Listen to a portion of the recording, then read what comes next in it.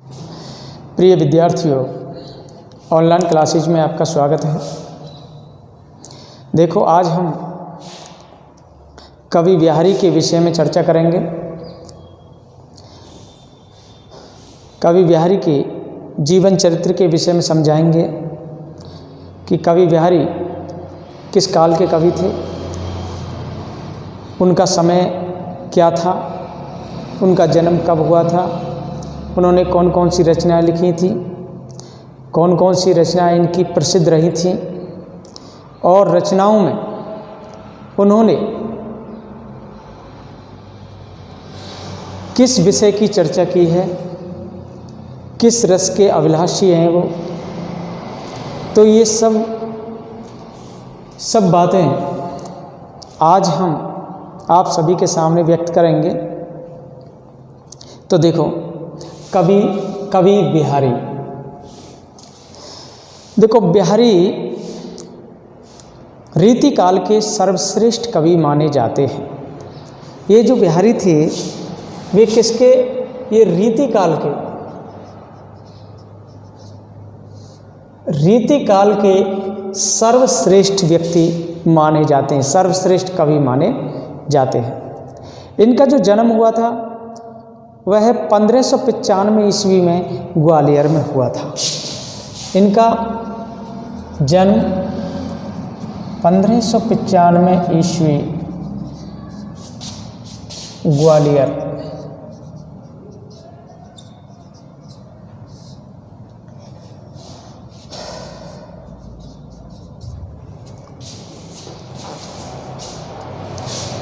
जो बिहारी थे, बिहारी रीतिकाल के कवि थे। इनका जन्म 1595 ईस्वी ग्वालियर एमपी में हुआ था। और देखो, बिहारी के एकमात्र जो ग्रंथ था उस ग्रंथ का नाम था बिहारी सतसई। उस ग्रंथ का क्या नाम था? बिहारी सतसई। इन्होंने एक ग्रंथ लिखा था बहुत ही प्रसिद्ध, उसका नाम था बिहारी सतसई। ये इनकी प्रसिद्ध पुस्तक थी। कैसी थी? प्रसिद्ध पुस्तक। बिहारी की जो प्रसिद्ध पुस्तक थी वह बिहारी सतसई के नाम से जानी जाती है, और जिसकी रचना सन 1662 ईस्वी में संपन्न हुई थी। इसकी जो रचना हुई थी, इसका रचना काल कितना था? 1662 ईस्वी। 1662 ईस्वी में बिहारी सतसई की रचना हुई थी। बिहारी का जो देहावसान हुआ था वो 1663 ईस्वी में हुआ था। बिहारी का देहावसान कहते हैं निधन। बिहारी का जो निधन हुआ था 1663 ईस्वी। मतलब कहने का अर्थ ये कि बिहारी सतसई जो 1662 में लिखी थी उसके एक साल बाद ही बिहारी जी स्वर्ग सिधार गए थे। 1663 ईस्वी में इनकी मृत्यु हो गई थी। बिहारी ने यद्यपि कोई लक्षण ग्रंथ नहीं लिखा था, तथापि उन्हें रीति शास्त्र की अच्छी जानकारी थी। कोई लक्षण ग्रंथ नहीं लिखे थे इन्होंने, जिसका उपयोग उन्होंने अपनी सतसई में किया है। तो रीति शास्त्र का अच्छा ज्ञान था, तो उसका उपयोग किस में किया है? बिहारी सतसई में किया है। तो देखो, आप इतना समझ चुके हैं कि बिहारी रीतिकाल के कवि थे। जन्म 1595 ईस्वी में ग्वालियर एमपी में हुआ था। इनकी प्रसिद्ध पुस्तक थी बिहारी सतसई। 1662 ईस्वी में इसकी रचना हुई थी, और इनका निधन हुआ था 1663 ईस्वी में, जो कि रीति शास्त्र से संबंधित इसमें सारे नियम समाये हुए हैं। बिहारी की ख्याति का जो मूल आधार है, उनका एक अन्यतम ग्रंथ बिहारी सतसई है। उनका मूल आधार क्या है? बिहारी को प्रसिद्धि क्यों मिली थी? बिहारी सतसई के कारण इसको प्रसिद्धि मिली थी। और ये जो बिहारी सतसई है, इसमें 713 दोहे हैं। कितने दोहे हैं बिहारी सतसई में? 713 दोहे, 713 दोहे बिहारी सतसई में हैं। बिहारी सतसई में कुल मिलाकर के कितने दोहे हैं? 713 दोहे हैं। देखो, इस ग्रंथ का निर्माण किया गया गाथा सप्तशती, अमृत शतक और आर्य सप्तशती की प्रेरणा से हुआ था। गाथा सप्तशती, देखो गाथा सप्तशती, अमृत शतक,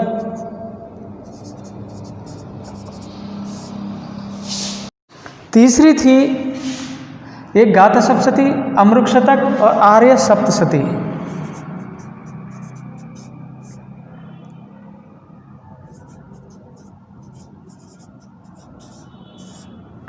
ये जो 3 ग्रंथ थे, इन तीनों ग्रंथों के द्वारा ही, ये जो 3 ग्रंथ थे, इन तीनों ग्रंथों के द्वारा ही इसका निर्माण हुआ है, इसकी रचना हुई है। बिहारी सतसई की रचना हुई है, देखो गाथा सप्तशती, अमृत शतक और आर्या सप्तशती। इन तीनों ग्रंथों को मिलाकर के इन ग्रंथों से जो भी नियम लिए हैं, काव्य के गुण लिए हैं, और इन ग्रंथों में जो भी रस, अलंकार, छंद और किस रूप में ये लिखी गई है,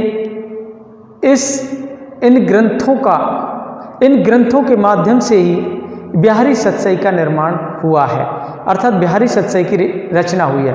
इन ग्रंथों के माध्यम से बिहारी रचना को प्रेरणा मिली है। तो देखो, बिहारी जयपुर के मिर्जा राजा जयसिंह के दरबारी कवि थे। बिहारी किसके दरबारी कवि थे? मिर्जा राजा जयसिंह के। बिहारी मिर्जा राजा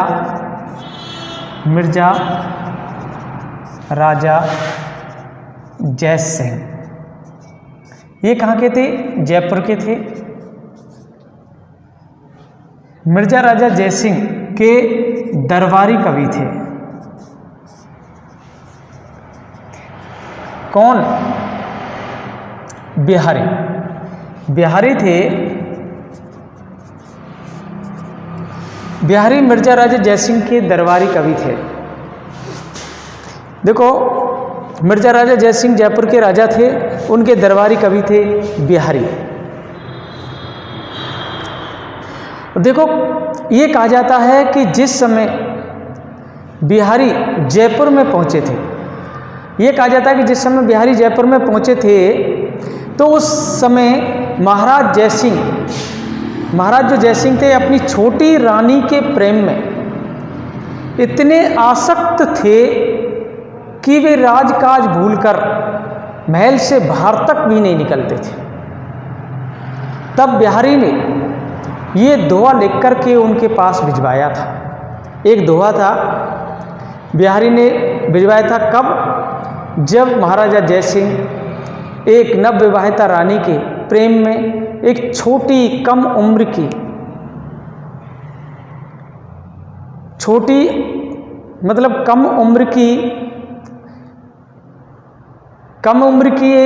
एक महिला के साथ में उन्होंने शादी की थी।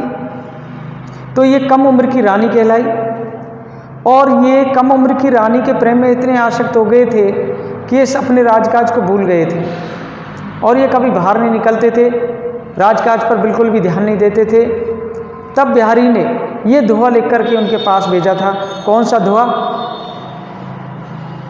देखो, एक दोहा भेजा था, उस दोहे को मैं लिख रहा हूं।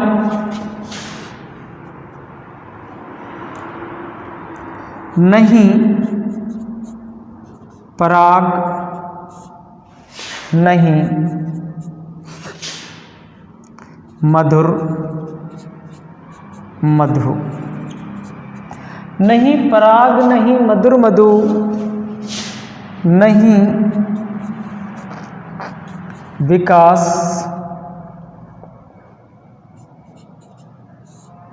यही काल।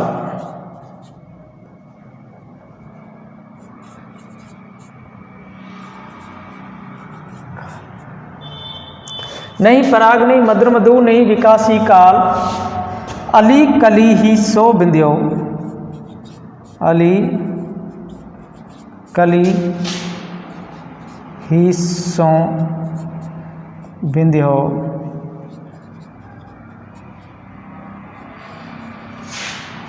आगे कौन हवाल।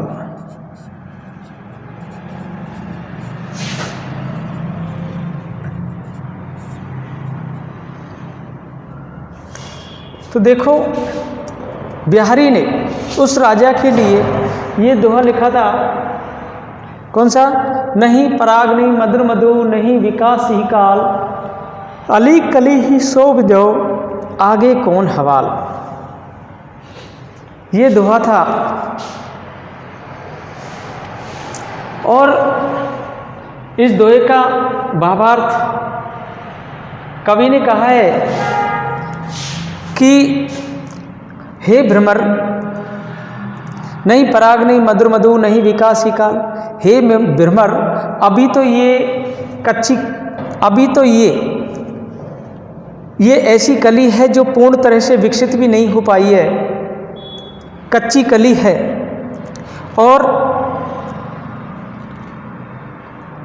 और हे भ्रमर तो इस कच्ची कली पर इतना मंडरा रहा है, अगर ये एक फूल बनकर के तैयार हो जाएगी, जब पूर्ण फूल बन जाएगी और पूर्ण रूप से विकसित हो जाएगी तो तेरा क्या हाल होगा।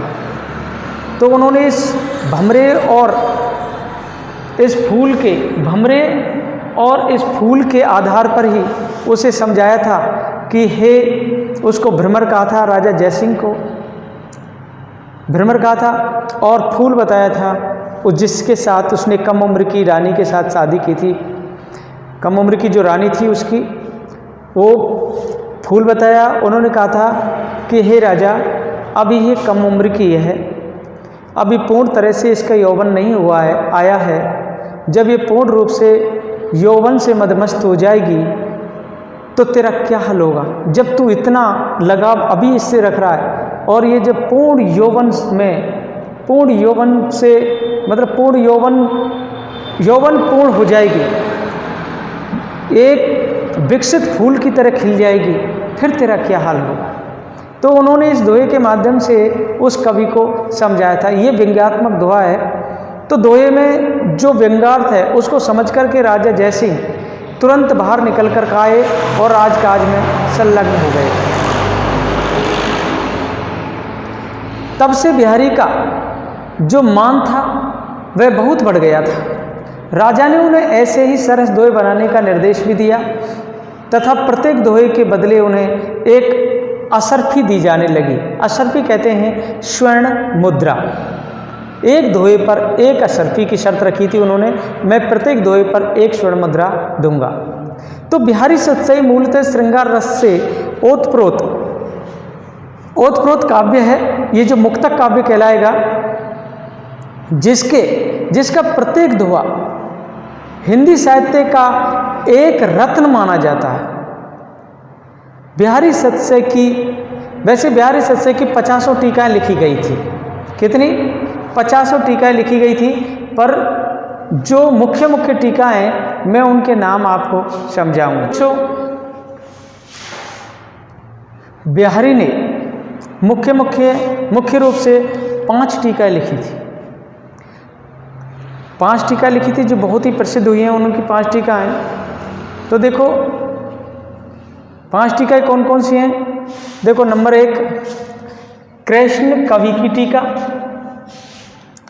एक तो ये प्रसिद्ध टीका इसकी कृष्ण कवि की टीका। हरिप्रकाश की टीका। नंबर 3 लल्लू जी लाल की लाल चंद्रिका। कौन सी?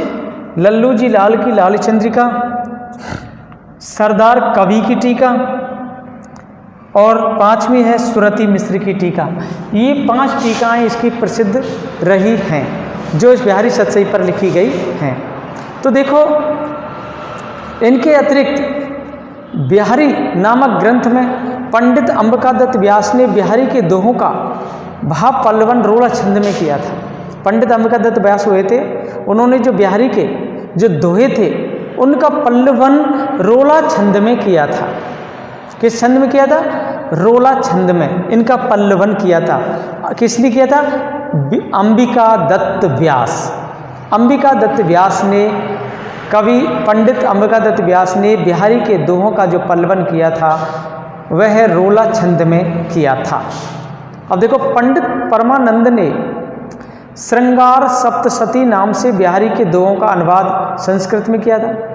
एक पंडित परमानंद हुए हैं, उन्होंने श्रृंगार सप्तशती के नाम से श्रृंगार सप्तशती, श्रृंगार सप्तशती, ये पंडित परमानंद ने इस नाम से बिहारी के दोहों का अनुवाद संस्कृत में किया है। संस्कृत में अनुवाद किया है इस नाम से बिहारी के दोहों का। बिहारी के दोहों का संस्कृत में अनुवाद किया पंडित परमानंद ने श्रृंगार सप्तशती के नाम से। किसने किया था? पंडित परमानंद ने।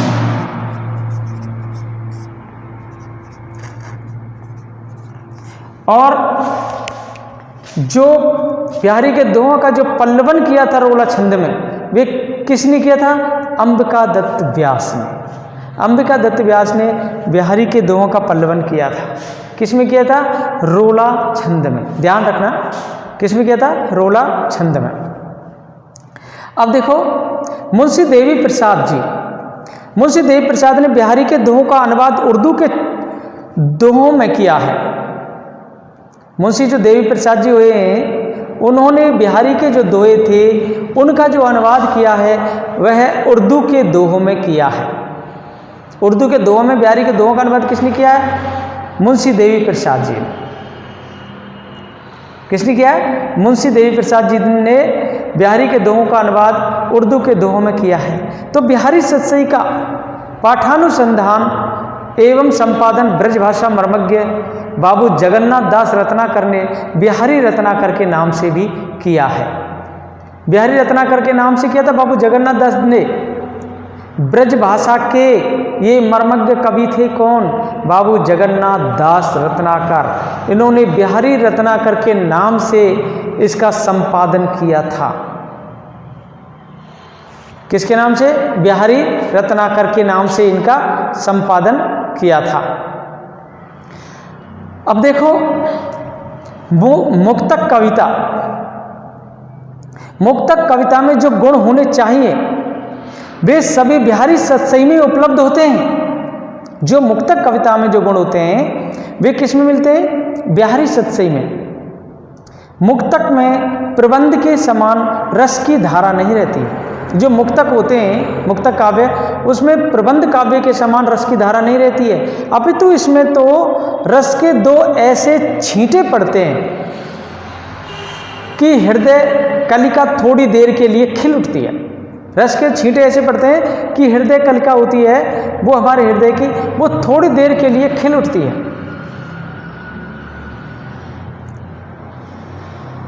मुक्तक में प्रबंध काव्य के समान ही रस की धारा नहीं रहती है, अब तो इसमें तो रस के दो ऐसे छींटे पड़ते हैं कि हृदय कलिका थोड़ी देर के लिए खिल उठती है। यदि प्रबंध काव्य एक विस्तृत वनस्थली है, कवि कहते हैं कि यदि प्रबंध काव्य विस्तृत वनस्थली है तो मुक्तक एक चुना हुआ गुलदस्ता है। ये आचार्य शुक्ल ने कहा था। ये जो पंक्ति है जो किसकी है?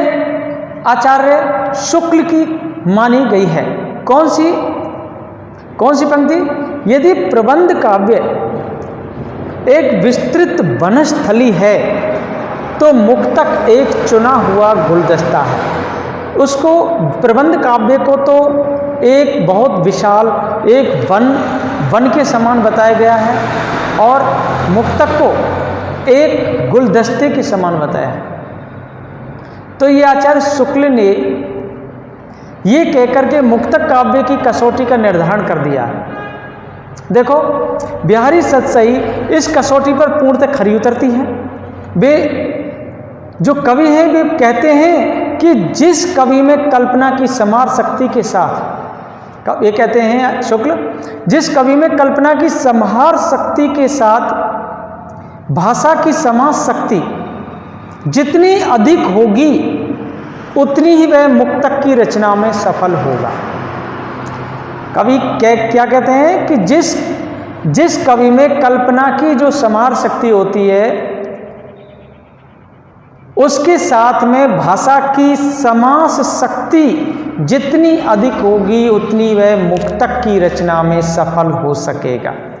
यह क्षमता बिहारी में पूर्ण रूप से विद्यमान थी। ये क्षमता बिहारी में पूर्ण रूप से विद्यमान थी। तो बिहारी सतसई के दोहों की प्रशंसा करते हुए, बिहारी सतसई के जो दोहे हैं उसकी प्रशंसा करते हुए कवि ने कहा है, क्या कहा है? देखो किसी कवि ने एक दोहा लिया है कि सतसैया के दोहरे ज्यों नावक के तीर, देखन में छोटे लगें बेधें सकल शरीर। देखो इसको मैं पंक्ति को लिख देता हूं।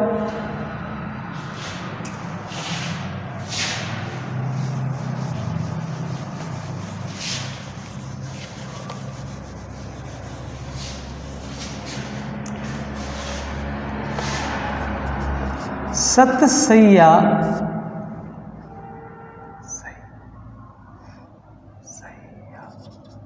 के दोहरे, क्या है? सतसैया के दोहरे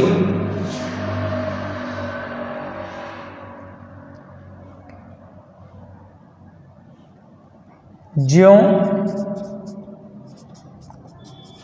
नाविक के तीर, सतसैया के दोहरे ज्यों नावक के तीर,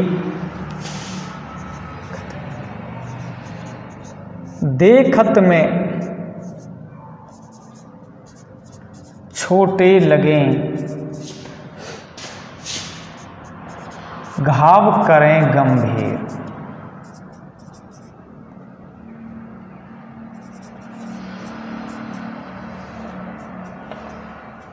ये दोहा किसी कवि ने लिखा था, कवि बिहारी के दोहों के लिए, बिहारी के लिए, कि सतसैया के दोहरे ज्यों नाविक के तीर और देखन में छोटे लगें घाव करें गंभीर।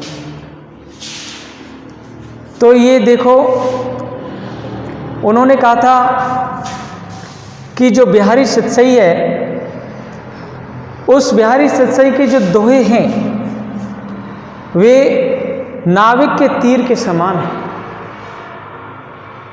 सतसैया के, बिहारी सतसई के जो दोहे हैं वे नाविक के तीर के समान हैं। जिस प्रकार नाविक का तीर देखने में छोटा लगता है और घाव बहुत विशाल कर देता है, बहुत गंभीर घाव पैदा कर देता है, उसी प्रकार इसके दोहे भी अगर इसको हम पढ़ेंगे, उसका अर्थ समझेंगे तो उसका एक विशाल और गंभीर अर्थ दिखाई देगा। बिहारी के दोहे एकार्थी नहीं होते हैं, अनेकार्थी होते हैं। देखो बिहारी की रस व्यंजना का जो पूर्ण वैभव उनकी हाव अनुभाव योजना में दिखाई पड़ता है। देखो अनुभावों और हावों की ऐसी सुंदर योजना कोई अन्य श्रृंगारी कवि नहीं कर सकता है। जो उसमें हाव भाव दिखाए मनुष्य के, उसमें नायिकाओं के, नायक के जो हाव भाव दिखाए हैं, ऐसी व्यंजना कोई भी कवि नहीं कर सकता है। केवल बिहारी कवि ही ऐसी व्यंजना कर सकने में क्षमता रखते हैं। तो देखो बच्चों, ये कवि बिहारी की जीवन चरित्र के विषय में मैंने आप सभी के लिए बताया है और आप उनके जीवन चरित्र के विषय में जान भी गए हैं और समझ चुके हैं। धन्यवाद।